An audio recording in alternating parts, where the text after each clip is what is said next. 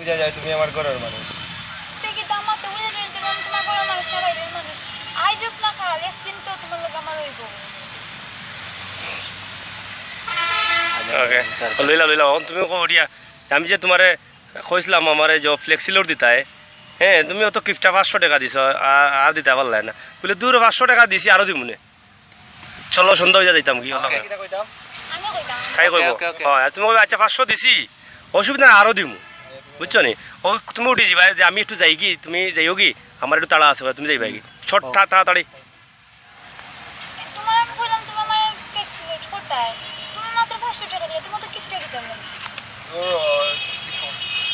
ও শ্রী বা ছাড় দাও কি বলে বলে আমি দিমুনে আর অসুবিধা কিতা ও অসুবিধা সন্ধ্যা হয়ে যায়। এই তো শেষ নাই সন্ধ্যা হয়ে যারা ও তোমার 500 দিছি আরো দিমুনে আর ওই